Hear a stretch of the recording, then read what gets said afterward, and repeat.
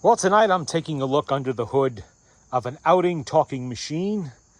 If you watched the last video I made on the picnic phonograph, yeah, that's how it's spelled, you'll notice certain similarities here, but it's just similarities. They were not the same company. They were just making machines of the same design. And they happen to use exactly the same motor, which is the motor of quality. This is a Heinemann motor. A lot of companies use them in the early 1920s, late teens, around in there. Pretty common. You can see the setup inside, pretty much same thing. Same type of horn setup here. Little divider between the motor compartment and the horn. This one does have clamps to hold the tone arm. And the tone arm is a completely different style. Similar, but not the same. You can see right there, outing. Lid, well, you see, they give you somewhere to stow the winding handle on this one. And it's a bit more of a substantial cabinet because Outing was actually a furniture manufacturer in Mount Kisco, New York. This was a sideline for them. Undoubtedly, they built the cabinet. You can see by the quality, they knew what they were doing. And they just contracted with Heinemann for the metal parts to put in it to make it into a player. And they did a pretty good job. You see over here, they made a cutout here so the shaft of the motor can slide in and out that way. They didn't do that with the picnic, and you got to kind of angle the motorboard in like this to get it in, not with this one. Cabinet's in pretty good shape on this. It does have some dry wood issues. That's going to take some serious cleaning and about 47 coats of light coats of wood feeder. Remember, always put that stuff on lightly, one light layer at a time. Don't gooper it on there because that could damage whatever finish you have left on there. Don't do that. Just put it on light. Some notes there from whoever did this originally, had this phonograph originally rather. Now, the motor.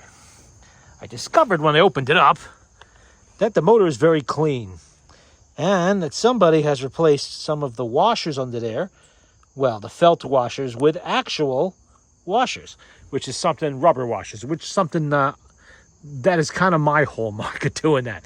I did play with a bunch of these machines years back. I don't remember which ones, but I suspect this is one of them. The motor looks very clean, and it looks to have fresh grease coming around the springs there. So I'm guessing I may have done so. How far I took it, I don't know. And actually, I don't know if it was me, but it probably was, because this does look really clean. That's your typical motor quality. Looks just like the one from the picnic. No different, really. You could swap this back and forth. You wouldn't even notice. And, of course, let me put this on a pedestal here, and I'm going to pop this. I dribbled a bit of oil. There's not too much grease on here.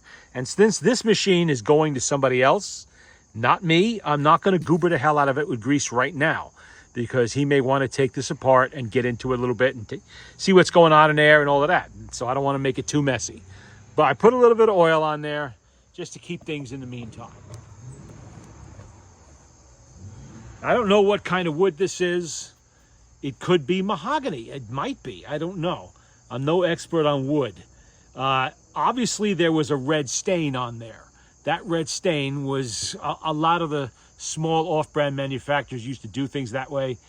They, instead of leaving it natural, which is more of a brownish color, they would color their shellac and stain it on there so it looked like more of an exotic wood. If this is not. This is definitely not oak, I can tell that.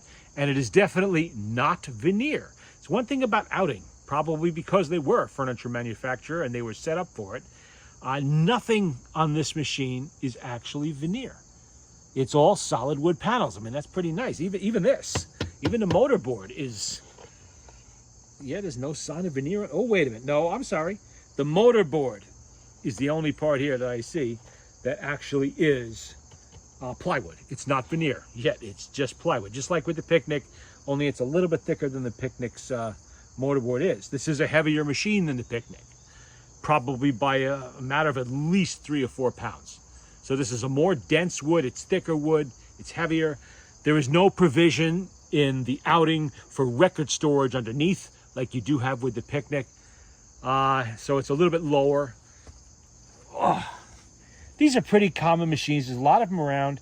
This company must have been pretty prolific. I mean, it's not surprising I find them a lot because I'm only 25 miles away from where the factory would have been. So, let's see. To put this in, I believe we just slip it in like this. Oh, no. That's not how we do it. A little bit different than a picnic. That's how. Okay. That's all going to have to be scrubbed and cleaned, so I'm not going to get too carried away with that. Just 4 screws that hold the motor board. You don't have to take all 3 screws out of the tone arm mount there. Just the one in the corner here. That's all you have to do with these. I mean, I know it looks like those 3 screws are holding something down, but really, they're not. Okay, let's get those back in and button this up, and then I'm going to compare it with the picnic. Probably should put a matchstick or something in there that's a little bit loose. The screw hole, which is pretty common. That happens on all these wooden machines. You're going to run into that. Okay. Getting a good view on there. Let's see. Let's see what I'm doing here. And these change a little bit in the years that I think they only made this particular model for a few years, and that was it. Later on, they went to a fabric covered case like everybody else did. And they probably weren't making that themselves by that point. Some of these have a spent needle tin over here. Some only have a good needle tin. That's what this is for your good needles. Sometimes they don't have a plaque over here. This says Outing Talking Machine Company. I'll show you that in a minute a little bit better. Some just say patent pending stamped on the wood. I know this because I have 7 or 8 of these things, and there are these variations. There's probably more variations that I didn't notice over the years or I haven't gotten yet. I don't go out of my way to accumulate large numbers of the off-brands too much, but when I find something that's kind of a local machine for us, I am definitely going to want to try to get that. This is a little awkward what I'm about to do here because I only have 2 hands and one of them needs to run the screwdriver. All right. Tiny little screws go here. Don't forget to take this off, and when you do, make sure you are holding. See on my hand? Well, you can't see. Can you see it on camera? You can't. So I'll put see my hand? It's holding this lid. Don't let that lid go, because if it lets go, well, you can if you prop it forward like this, because I only have 2 hands. You don't want it to flop backwards, because you will damage this if you do that, just like on the early Victrola 50s. If you let that heavy lid, and the 50 has an even heavier lid, if you let that heavy lid snap back, you are going to do damage. That's going to be time consuming to repair and will probably be noticeable no matter what you do. Okay, try to do this with my other hand. There we go. It's a Heinemann tone arm in here as well. This does not have the original reproducer with it because they were pot metal and they crumbled. I do have the crumbled remains of a couple of reproducers kicking around, and they're pretty sad. So it's been replaced with a 40s replacement, which I'm sure will work just fine. I am going to check that to see if it plays at all. Now that'll have to be built, not by me, but somebody. And if it's the right height, if it clears the record well, and it seems to ride the grooves. Okay, there we go. And this just pops back on. Let's close that. You're going to want to put a new felt on here, of course, when you see them like this, like the mold has been eating that. I never got around to that. Oh, my neighbors are at it, having fun. Isn't it lovely? Okay, what I like about these do have a rest position. See how that is? The picnic doesn't have that. Just like that. And let's take out our winding handle, or crank if you prefer.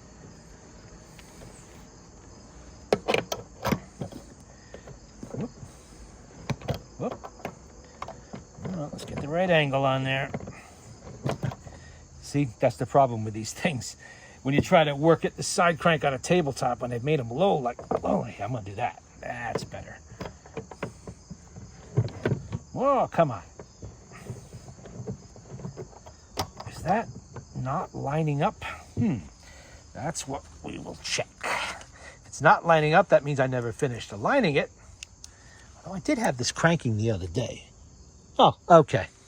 I see. It's hanging a little bit low. So that'll have to be adjusted. That's all stuff that the new owner will be doing and learning about these machines while he's doing it. There we go. Come on, get on there. Oh, did I get it that time? I may have to lift up on this a little bit, get it in there. Yeah, why don't I do that? That makes a lot more sense. Loosen the screws and lift up on the motor board slightly so that it's properly on. That must have been what I was trying to do with the washers under there. I just never finished. Okay. Probably had to go work on it, but there we go. And now we got it. Oh, put the brake on. See, with the added height of the picnic, your hands don't hit the tabletop. Every machine has its pluses and minuses.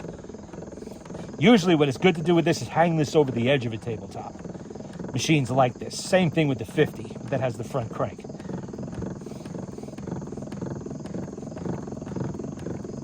Same noise. Big toothy gear for a winding gear on there. Okay. This is just a test. I doubt it's going to sound particularly well, but let me get a record, put it on there with some needles, and we'll see if that reproducer plays at all. If it does, I will leave it as is. Doesn't, then let's see. Pick something here that's a little newer, maybe. What do we got here? No, I'm not playing Piccolo Pete on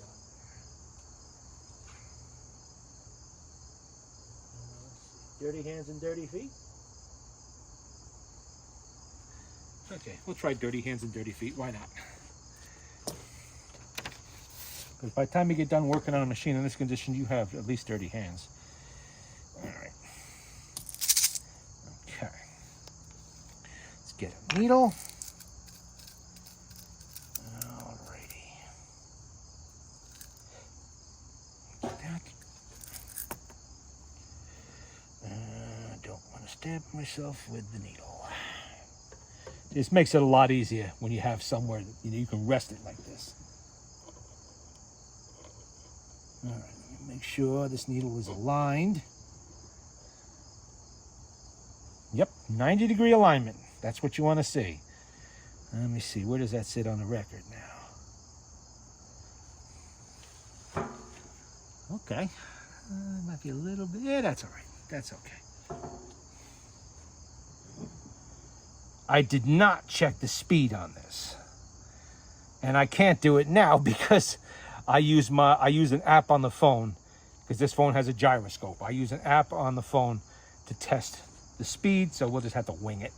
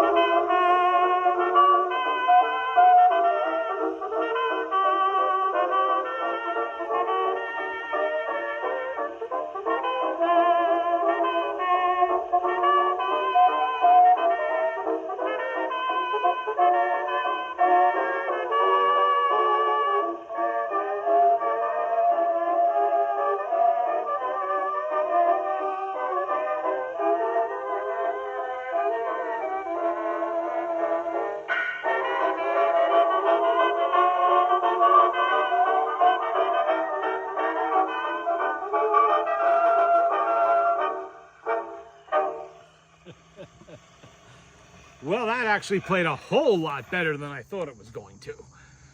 I'll tell you that right now. That played a lot better than I thought. I've definitely been doing something with this machine, or did. 10 or 12 years ago, or 15 years ago, whenever it was that I got this. It was a while back. And like I said, I have quite a few of these. I even have one in oak, which has been the subject of another video. Oh, when was it? 4 years ago? 5 years ago? I don't remember. It was a while back. Okay, let's try not to stab my fingers, because I'm going to see if it'll play the second side. I doubt it will. I don't think these springs are going to be strong enough to do that, but you never know. Ordinarily, these things are good for one side of a record. You know, there are two springs, yes, but they are very small and short springs. They are not, by any means, powerhouse springs that you'd find in a Victrola 16 or something like that.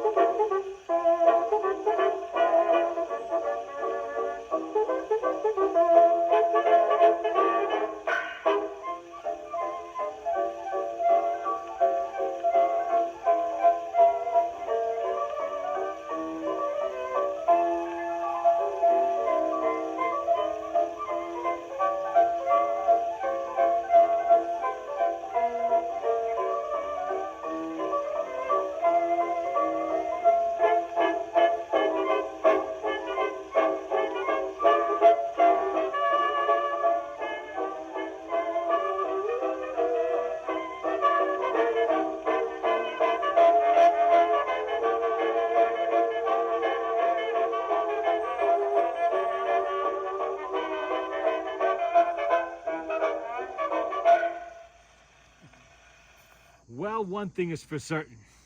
Without a doubt, I have been through this motor, because there is no way an uncleaned motor with all that goopy crap all over it would have played two sides of a record on one wind, not one of these motors.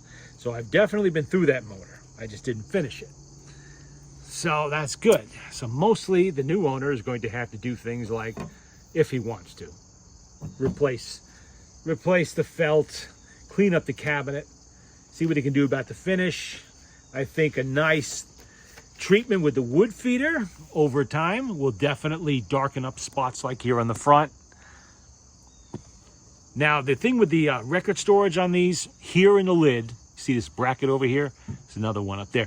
They used to hold a paper album of some kind. I've never actually seen one, but I know they exist. that's where your record storage would be, in the lid.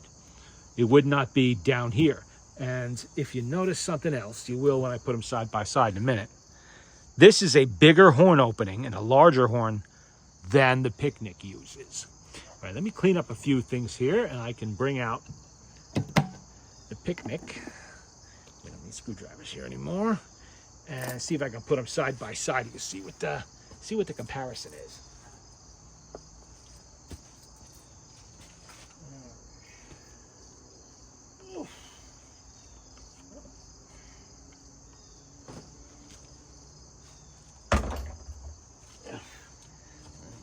Let's move spare tone arm I brought here just in case I needed it, which I do not.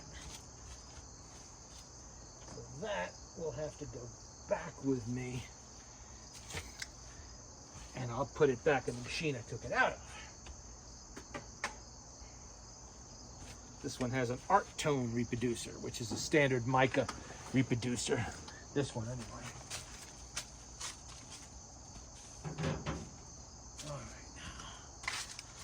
Let's take out the crank because I'm not going to play any more records on this.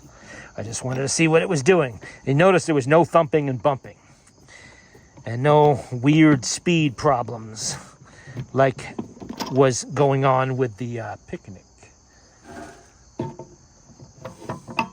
Picnic with 2 Ks. Okay. Now let's take a look at this reproducer. This is a generic reproducer from anywhere from the late 40s right up through the early 60s. Probably not pot metal. I think that's aluminum.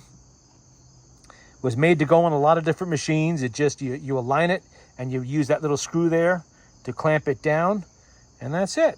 And as you can hear, it works very well. There's an aluminum diaphragm in there. So it's sort of kind of like an orthophonic one. It's not an orthophonic reproducer.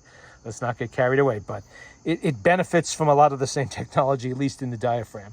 You can see it's a very simple pivot design on that needle bar, the 2 pivots on either side. I don't know if I ever went through this or not, probably not, but I could have. I kind of suspect I did because it sounds better than it should. Let me put this where it belongs, which is on the inside cover of the box here. I'll show you that a little better in a minute. Let's move this. Oh. Okay. Oh, there's another reproducer in here. I don't want anything happening to that, so I will put this. This one is a Sonora reproducer. This was on one of the other tone arms from this machine. And you can see with this, that slides onto a lot of different things too. It just slides right on the end of the tone arm. Let's put that right there so it's out of the way. Put that over there. Okay. I'm gonna have to move the camera for a second, and you can stare at the outing. There you go. See where it says outing? In case anybody forgets what the machine is. All right. Oh boy, this is heavy. No, not really. Not compared to this one. Right. Make sure there's nothing on the table there that's gonna gouge the bottom of this machine. And then there it is. Those, get that out of there. Put a few needles under there. All right. And this has a lot of goober on it because I'm putting on coats of wood feeder, another one of which I will add when I am done here. And I'm going to demonstrate that again too in case anybody forgets.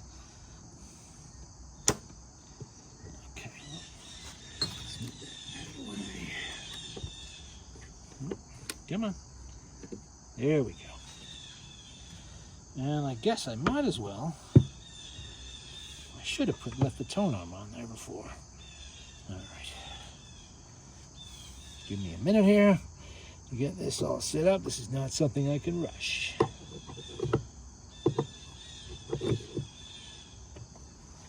Okay. Oof.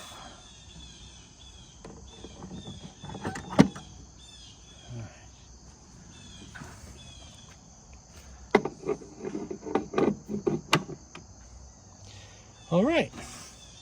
Well, let's take a look. I got fuzz all over this from the rags. You can see the height difference right away, and that is because you have record storage underneath on this one, not in the lid on this one. And you can see the lid on the outing tips back a little bit further. And if you look at it, you can see the difference in the thickness of the wood right there.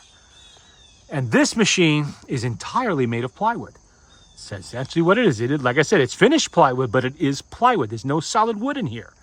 So it's a lot lighter. That means you may have quality wood on the outside, but the inside is going to be something much softer, which makes it lighter. You can see right away the difference in the size of the horn. See that?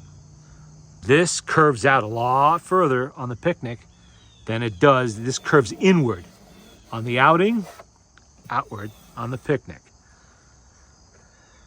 You have niceties like these brackets, this little stay over here. You don't really have that on the picnic. All you have is a couple of detents on the bottom door to hold that shut. Nothing for this. Tone arms, they're Heinemann. Same company makes both of them, but there are differences. They will not interchange for sure. The picnic has a much bigger bell at the bottom than does the outing. That reproducer is probably original to this machine. I don't see how it couldn't be, because it really, what else are you going to put on there? That elbow is cast in with the reproducer. So you're with that. If there's anything wrong with that, you're screwed. But with the outing, as you see, you can put other reproducers on there. It has a normal little elbow at the bottom here. That will take, you could even put a Victrola number 2 on here, or an Exhibition, a number 4 if you wanted to. You cannot do that with the picnic. Let's see. But like I said, this was a furniture manufacturer. This was, I don't know what. This was some company that banged together a phonograph to take advantage of the picnicking craze in the early 20s, when everybody was buying a flivver and heading out for the country on a Sunday afternoon with their best girl and all of that. So a lot of these companies sprung up to take advantage of that. And this is just as good as it has to be. This is a little better than it has to be. Even though they have the same motors. That's one thing they have in common, is the motor. And the motor, like it says on the motor, a motor of quality, and in fact is. It is a motor of quality. It's made from good, solid materials. You know, it has plenty of power to do the job. And it's substantial. Really, it's heavy too. Over here, we have the little needle cups on the block. And over here, we have the little, that's a needle cup under there with a tin cover on there. A snap-on tin cover. Same brake. No difference there, in the same spots. Speed control looks pretty much exactly the same. These are all parts they would have sourced from Heinemann, what would later become General Phonograph, and after that General Industries. They were around for quite a while, providing parts to the aftermarket industry. Now, if you wanted to start making a machine in the teens or the 20s, and you were not Victor, Edison, Columbia before they folded and all of that, you didn't have a whole lot of choice out there. You know, you had to go to somebody to get some of your parts. You might make some parts yourself, but chances are you're not going to have a factory that can tool up to make all of them. Victor was huge. They were gigantic. So they could make every single part of the machine. And early on, they didn't do that either. They had Pooley making cabinets for them, other manufacturers. But of course, by the teens and onward, everything was made in-house by that point. But a lot of these off-brand manufacturers didn't have that option, so they had to go to Heinemann to get. I mean, Heinemann would make whatever you need. They would make. They were set up to do that. That's what they did. They made tone arms. They made motors. They made turntables, brakes, and speed controls and handles. They did not make cabinets, and they did have a record brand now. They had a record label. You know, so if you can make a cabinet to fit these parts, they can make you the parts to fit into it. You notice this is a 12-inch turntable. Picnic only has a 10. And there's not even really room in there to put one, because the outing is wider. It is a couple of inches almost wider. And both directions, backwards and forward, yeah, a little bit. A little bit either way. See? Better look at that. And these are not the only two machines that were kind of sort of set up like this. There are lots of them. Not all of them were as nice as the Outing. Most of them were the same quality level as the Picnic. What makes this machine special is that it has survived. A lot of these machines, being not as substantial as this, with all the solid wood and all of that, we all know what happens to plywood when it gets damp and sits around in a damp environment for a very long time. It starts to separate and flake apart because, frankly, it's not made from the highest quality wood to start with. So, it comes apart. So to have one of these survive in nice condition like this, playable condition, that's kind of special. And I've been searching around online. I have not found a whole lot of Picnic portables out there. Picnic anything. And that's P-I-K-N-I-K. Picnic, not the normal spelling. The Picnic, how did they put that? Highest quality portable. Well, they meant well, but it wasn't, not really. But it was good enough for what it was intended for, and that's something you could carry out into the field and play records. It does that just fine. I demonstrated that in the last video. It plays records just no problem at all if it's in good shape. And then, this one has survived that way. I mean, it even has most of its original finish on there, and it's getting darker now a little bit as it absorbs the wood feeder. Plywood will absorb a lot of wood feeder. That's one thing. Solid wood, there's a limit to how much it's going to absorb. Eventually, you'll reach the saturation level in the outer layers. It's not going to penetrate all the way through the wood. It's not a sponge. But plywood, yeah, kind of is. So I could be putting wood feeder on this for the next 20 years and it's still going to absorb it. But I want to get enough on there so it darkens the finish nicely and it looks nice. Because like I said, this is a special machine, only in that it has survived. Nothing innovative here.